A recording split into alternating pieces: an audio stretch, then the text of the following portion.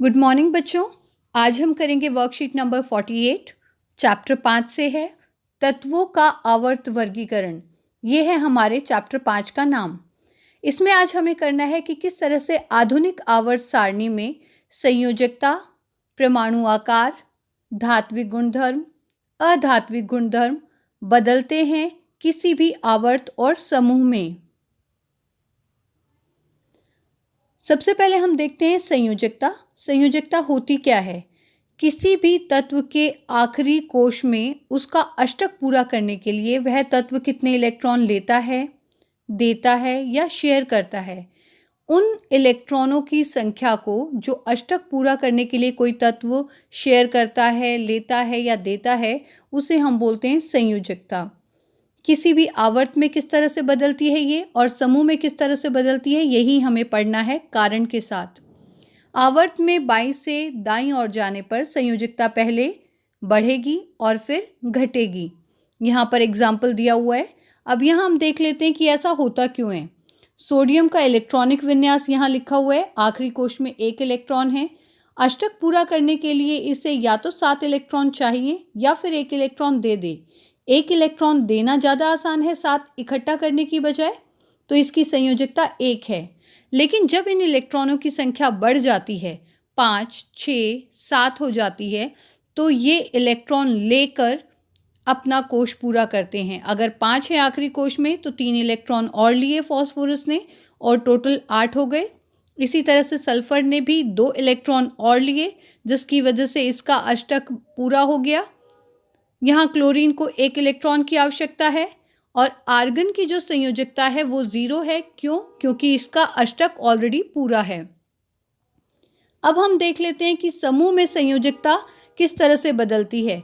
Actually समूह के अंदर संयोजकता बदलती ही नहीं है, समान रहती है। किस तरह से? यहाँ देखिए, हाइड्रोजन ये हमारा पहला समूह है। इसका इलेक्ट्रॉनिक विन्यास 1, यानी कि इसकी जो संयोजकता है वो कितनी हुई? 1, क्योंकि पहले कोश में सिर्फ 2 ही इलेक्ट्रॉन आते हैं। इसके बाद लिथियम 2, 1, यानी कि आखिरी कोश में 1 इलेक्ट्रॉन है और ये इलेक्ट्रॉन आसानी से दे देता है और इसकी भी संयोजकता 1 होगी। इसी तरह से सोडियम, इसकी संयोजकता भी 1 है। पोटेशियम 19, 2, 8, 8, 1, आखिरी कोश में 1 इलेक्ट्रॉन, ये भी अपना 1 इलेक्ट्रॉन आसानी से दे देगा और एक संयोजकता वाला तत्व कहलाएगा। और क्योंकि किसी भी समूह के अंदर जो संयोजकता है वो समान रहती है, तो यहाँ पर हम ये कह सकते हैं कि समूह में संयोजकता नहीं बदलती, ये हमेशा समान रहेगी। लेकिन आवर्त में पहले संयोजकता बढ़ती है और फिर घटती है। संयोजकता के बाद जो दूसरा गुण हमें पढ़ना है वो है परमाणु आकार या परमाणु साइज। सबसे पहले हमें ये जान लेना चाहिए कि परमाणु साइज होता क्या है। अगर ये हमारा कोई परमाणु है तो इसके सेंटर से, केंद्र से बाह्य कोश तक की जो दूरी है, ये परमाणु त्रिज्या या परमाणु आकार है।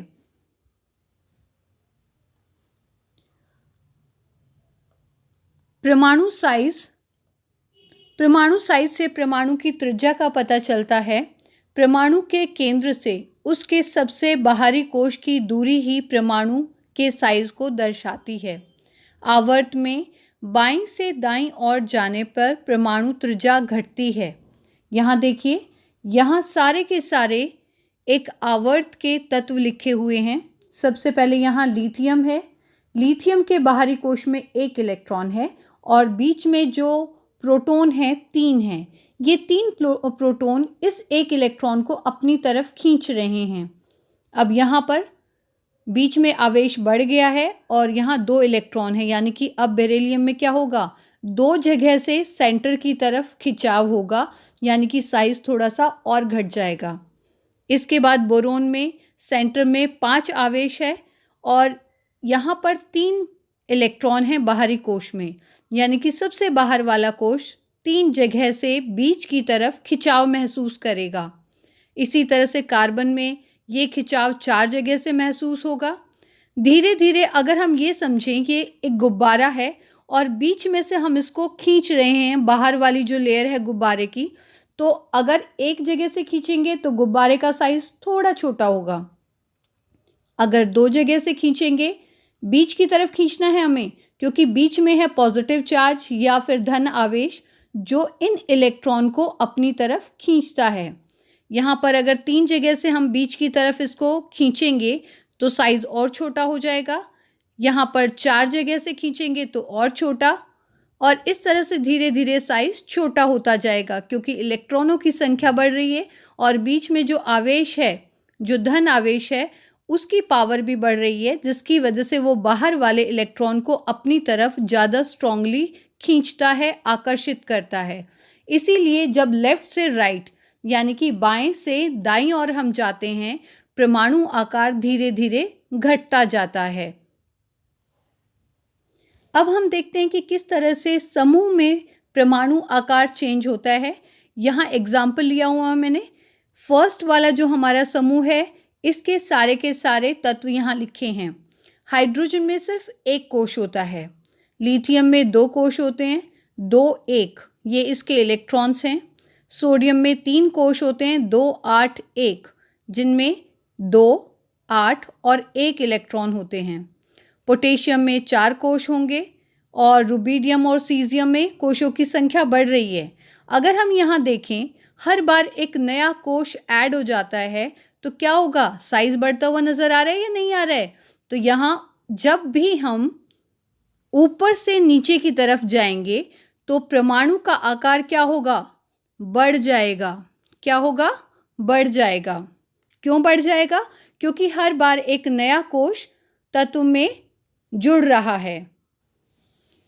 इसके बाद हमें करने हैं धात्विक गुण और अधात्विक गुणधर्म। धात्विक गुण होते हैं कि कितनी आसानी से कोई भी तत्व इलेक्ट्रॉन दे देता है, और अधात्विक गुण डिपेंड करते हैं कि कितने स्ट्रांगली कोई भी अपनी तरफ इलेक्ट्रॉन को खींचता है या लेता है। इन दोनों गुणों के आधार पर ही हम धातु और अधातु के गुणधर्म को डिवाइड करते हैं, और इसका जो मेन रीज़न होगा डिसाइड करने का कि धात्विक गुण किस में होंगे और अधात्विक गुण किस में, ये निर्भर करता है उसके परमाणु आकार पर। परमाणु आकार हम ऑलरेडी कर चुके हैं। धात्विक गुण का अर्थ है किसी तत्व के परमाणु द्वारा इलेक्ट्रॉन त्यागने की क्षमता, यानी कि इलेक्ट्रॉन को देने की क्षमता। कितनी आसानी से वो इलेक्ट्रॉन को देता है, उतना ही ज़्यादा अच्छा वो धातु होगा। धातुएं आवर्त सारणी में बाईं ओर यानी कि लेफ्ट साइड पर हैं। आवर्त में बाईं से दाईं ओर जाने पर धात्विक गुण कम हो जाते हैं। एक बार हम देख लेते हैं इसे। यहाँ देखिए, ये सारी की सारी हमारी धातुएं हैं यहाँ तक। इसके बाद ये अधातु हैं।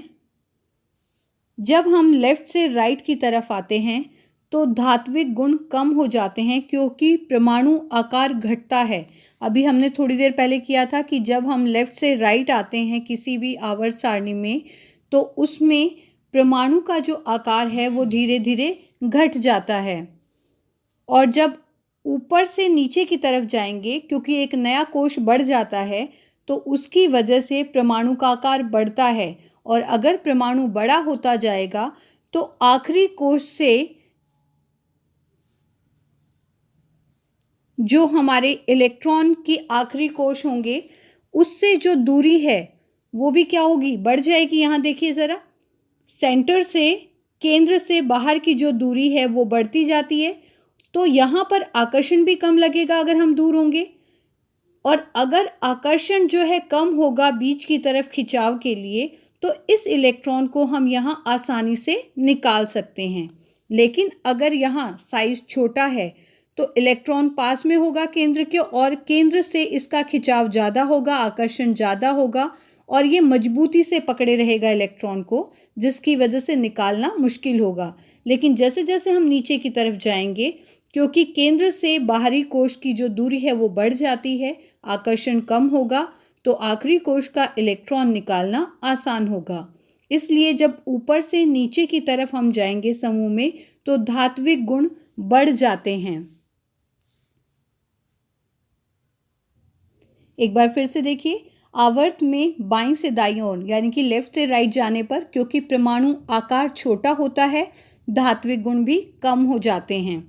और समूह में ऊपर से नीचे की ओर धात्विक गुण बढ़ जाता है क्योंकि परमाणु का आकार बढ़ता है, नाभिकीय आवेश की जो इलेक्ट्रॉन को खींचने की क्षमता है वो कम हो जाती है और इलेक्ट्रॉन को हम आसानी से निकाल सकते हैं। इसीलिए ऊपर से नीचे की तरफ आने पर धात्विक गुण बढ़ जाता है। अधात्विक गुण इसका बिल्कुल उल्टा होगा। अधात्वें विद्युत ऋणात्मक होती हैं क्योंकि उनमें इलेक्ट्रॉन ग्रहण कर आबंध बनाने की प्रवृत्ति होती है, यानी कि ये इलेक्ट्रॉन को लेकर बंध बनाती हैं। अधात्वें आवर्त सारणी में दाईं ओर यानी कि राइट साइड पे पाई जाती हैं। आवर्त में बाईं से दाईं ओर जाने पर अधात्विक गुण बढ़ जाता है। इनको यहाँ कंपेयर कर सकते हो। धात्विक गुण कम होता है, अधात्विक गुण बढ़ जाता है। क्यों? क्योंकि प्रभावी नाभिकीय आवेश बढ़ने के कारण इलेक्ट्रॉन ग्रहण करने की, इलेक्ट्रॉन को अपनी तरफ खींचने की जो क्षमता है वो बढ़ जाती है। समूह में ऊपर से नीचे आने पर अधात्विक गुण कम हो जाता है। यहाँ भी अपोजिट है। धात्विक गुण क्या होगा? बढ़ेगा और अधात्विक गुण कम हो जाएगा क्योंकि प्रभावी नाभिकीय आवेश कम हो जाता है, जिससे इलेक्ट्रॉन ग्रहण करने की, इलेक्ट्रॉन को अपनी तरफ खींचने की क्षमता कम हो जाती है। आवर्त सारणी के बीच में उपधातुएं पाई जाती हैं जिनमें कुछ गुण धातुओं के होते हैं और कुछ अधातुओं के होते हैं। यह कुछ धातुओं के तथा कुछ अधातुओं के गुणों को दर्शाती हैं। धातु ऑक्साइड क्षारीय प्रवृत्ति की होती हैं जबकि अधातु की ऑक्साइड अम्लीय प्रकृति की होती हैं। ये हम चैप्टर 3 में पढ़ चुके हैं। अब हम देख लेते हैं कि कौन कौन से क्वेश्चन हमें करने। एक चीज़ ध्यान रखा करो बच्चों, जब भी क्वेश्चन हम पढ़ते हैं तो हमें ध्यान से पढ़ना है ये कि क्वेश्चन में क्या पूछा गया है। जैसे परमाणु साइज आवर्त में घटता जाता है, इसका कारण हमें यहाँ बताना है। 4 ऑप्शन हमें दिए हुए हैं, तो यहाँ पर जो ऑप्शन ठीक है वो होगा नाभिकीय बल में वृद्धि के कारण। इसके बाद है संयोजकता से आप क्या समझते हैं, यानी कि यहाँ हमें संयोजकता की डेफिनेशन देनी है, परिभाषा लिखनी है। किसी तत्व में इलेक्ट्रॉनिक विन्यास के द्वारा उसकी संयोजकता कैसे ज्ञात की जा सकती है। इलेक्ट्रॉनिक विन्यास में आखिरी कोश में हम इलेक्ट्रॉनों को देखते हैं और कितने इलेक्ट्रॉन लेकर या देकर वो तत्व अपना कोश पूरा करता है, वही संयोजकता को निर्धारित करता है। इसके बाद थर्ड क्वेश्चन है, किसी तत्व में धात्विक अभिलक्षण से आप क्या समझते हैं। धात्विक अभिलक्षण का मतलब होता है इलेक्ट्रॉन देने की क्षमता। समूह में नीचे की ओर आने पर यह कैसे बदलता है। जब किसी भी समूह में हम नीचे की तरफ आते हैं तो हर बार एक नया कोश बढ़ जाता है, जिसकी वजह से इलेक्ट्रॉन की केंद्र से दूरी बढ़ती है, नाभिकीय जो आकर्षण है वो कम होता है और इलेक्ट्रॉन आसानी से निकाला जा सकता है, यानी कि धात्विक गुण बढ़ते हैं। समूह में नीचे की ओर आने पर और आवर्त में बाईं से दाईं ओर जाने पर परमाणु साइज की प्रवृत्ति किस प्रकार परिवर्तित होती है, ये हम देख चुके हैं। तो दोनों चीज़ें आप आसानी से अलग अलग लिखेंगे कि आवर्त में और किसी भी समूह में किस तरह से परमाणु आकार बढ़ता है या घटता है, वो आपको बताना है कारण के साथ।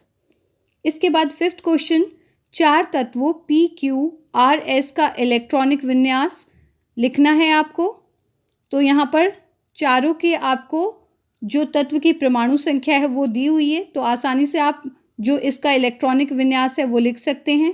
फिर इनकी संयोजकता निर्धारित कर सकते हैं।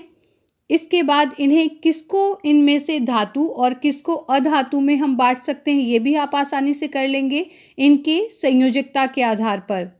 इनमें से कौन सा तत्व अत्यधिक क्षारीय ऑक्साइड बनाएगा, ये भी आप इसकी संयोजकता के आधार पर जब ये डिसाइड कर लेंगे कि वो धातु है या अधातु, तो जिस भी धातु की सबसे कम, यानी कि जैसे यहाँ 12 है तो 2 इलेक्ट्रॉन होंगे इसमें, तो मैग्नीशियम सबसे क्षारीय धातु बनाएगा।